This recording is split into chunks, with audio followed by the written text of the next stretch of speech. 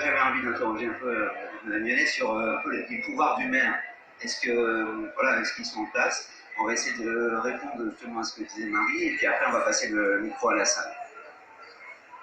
Oui, alors Marie a dit plusieurs choses intéressantes. Sur l'accessibilité au logement, le problème de ressources, il est criant. Moi, je suis assez d'accord avec ce qu'a dit Marie et ce qu'a dit monsieur tout à l'heure. C'est vrai que le taux d'endettement qui est demandé pour rentrer dans un HLM est trop élevé aujourd'hui au vu des ressources des citoyens. Alors, sur la mixité sociale, je n'aime pas ce mot. Je préfère dire la diversification de l'habitat que la mixité sociale, parce que je pense que ça ne se décrète pas. Le maire aujourd'hui a la possibilité, avec les urbanismes, de faire ce qu'on appelle une mixité dans un bâtiment entier. C'est-à-dire c'est le mode de financement qui peut changer. On peut décider qu'on fait 20% de PLAI, ce qui est un logement social à 5 € le mètre carré. Donc par mois. Voilà. Ça me paraît important. On peut faire du PLS qui est à un niveau supérieur, qui est à 15 € le mètre carré. Si vous voulez, pour moi, la diversification de l'habitat crée de la mixité, c'est-à-dire que vous avez des gens avec des revenus modestes, des gens avec des revenus moyens et des gens avec des revenus un peu plus élevés. Là, on se sert du parc social pour parler de mixité. De fait, le logement social, il est fait pour les gens qui ont très peu de ressources. Donc, qu'est-ce qu'on va chercher à vouloir mettre? On a mis à un moment donné les surloyers. Aujourd'hui, on voit bien que c'est supprimé, les surloyers, parce que ça ne rime à rien.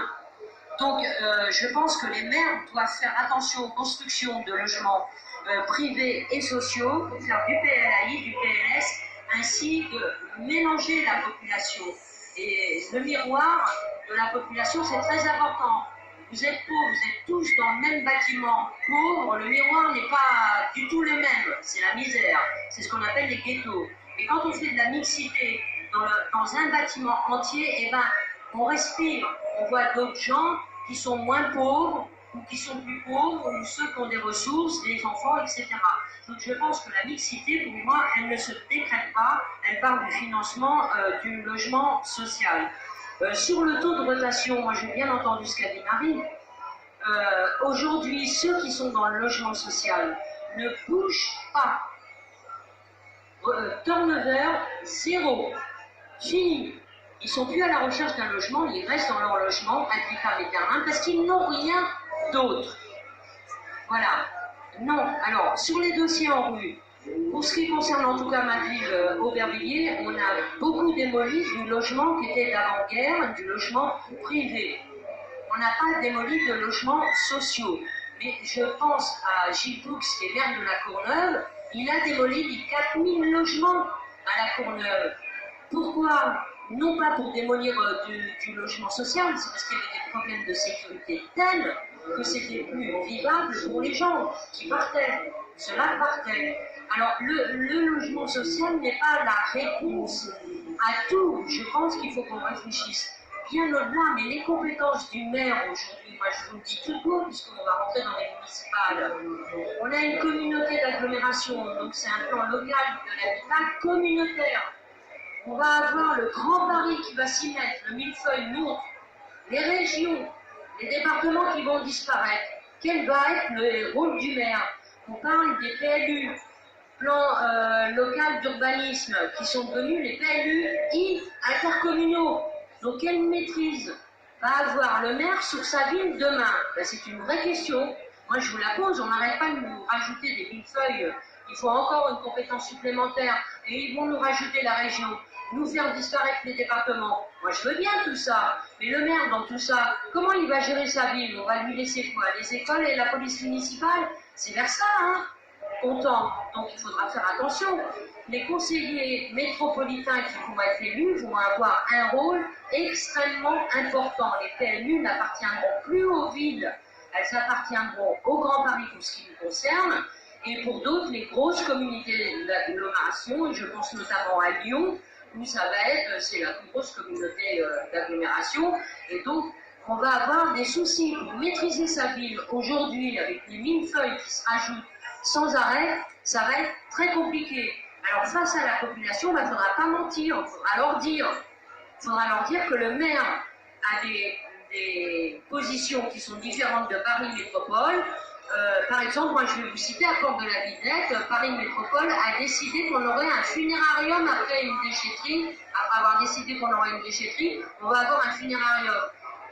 Où les habitants d'Aubervilliers ont-ils été concertés? Parce que tous ceux qui habitent devant, ils vont avoir le funérarium. Eh bien, ils n'ont pas été concertés. Donc, le rôle des maires va être triple.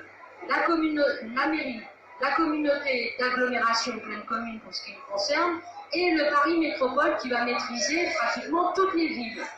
Donc, les capacités des maires vont être très compliquées. Merci.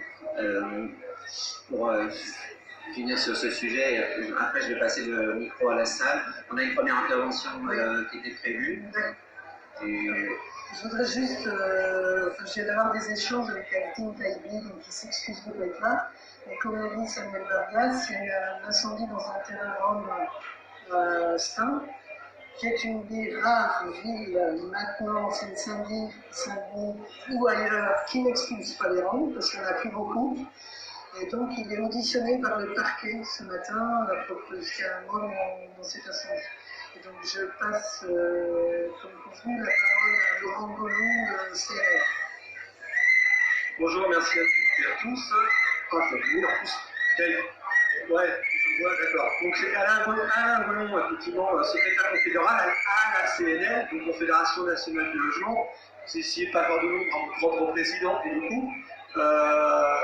Oui, je vous remercie de m'avoir donné la parole 5 minutes. Je vais essayer d'être rapide sur ce débat qui est très intéressant. Alors, moi, je repars du titre même, de l'intitulé même du débat sur les discriminations en général. Parce qu'effectivement, vous avez axé essentiellement sur les discriminations, je dirais, sociales ou par rapport aux revenus. Mais la discrimination est très multiforme.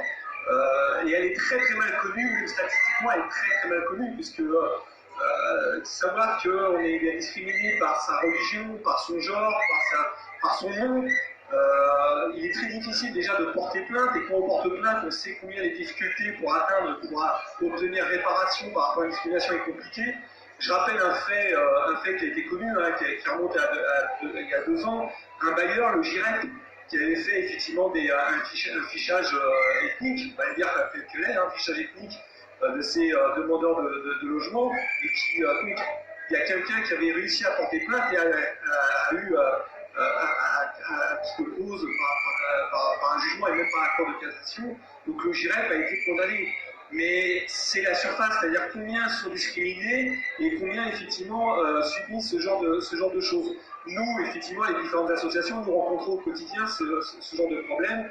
Il est très difficile de se battre contre ça, et il est très difficile de démontrer ça. Et pour le coup, je pense qu'il pourrait y avoir un combat mutuel, enfin commun, à trouver des moyens plus efficaces, plus simples, et surtout peut-être plus performants pour amener les gens qui sont discriminés à se faire entendre, à se faire connaître, et surtout à pouvoir mener des actions, pourquoi pas communes et collectives, face à des bailleurs sociaux, parce que ça existe chez les bailleurs sociaux, mais aussi bien entendu dans le parc privé, où là, et une enquête récente de SOS Racisme l'a bien démontré, que les agences immobilières ne se gênaient pas pour faire de la discrimination voilée à partir du moment où on avait un nom étranger, ou alors parce qu'un propriétaire avait décidé, bah moi je veux pas telle ou telle personne dans mon logement. Donc voilà, il y a des combats à mener là-dessus déjà, en premier lieu. Ensuite, pour revenir par rapport au débat plus large, il y a tellement de choses qui est dit qu'on pourra en faire des heures et des heures, donc bien entendu. Il y a aussi le handicap, d'ailleurs, je parlais de la loi Elan. Il faut savoir que la loi 2005 permettait à tous les logements d'être adaptés au handicap. La loi Elan est revenue dessus, puisque maintenant ce n'est plus que 20% des logements qui sont adaptés, le reste étant évolutif. C'est-à-dire que la loi Elan a permis une régression dans l'adaptation et surtout l'accession au logement, au logement par les handicapés, quel que soit le handicap. Donc effectivement, il y a aussi un grand problème là-dessus sur lequel il faudrait pouvoir se battre. Enfin, bien entendu, il y a la discrimination commune, principalement celle sociale, par rapport aux revenus, et vous l'avez bien souligné.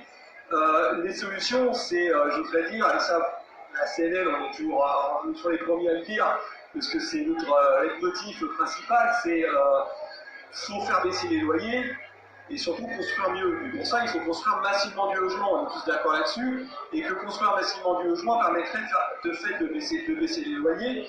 Et puis, on est dans un lieu où on peut se permettre de le dire, même si je me permets de le dire partout, mais on est dans la fête de l'image. Je pense qu'augmenter aussi les revenus, les salaires, que je tiens à rappeler quand même que le logement social a été destiné à, très longtemps à loger effectivement les salariés. On considère que ça doit loger l'ensemble de la population, toutes et tous. Pour le coup, augmenter les salaires ou les minima sociaux ou le RSA, etc., permettrait peut-être d'alléger aussi et en tout cas de diminuer les discriminations en ce sens. Ensuite, effectivement,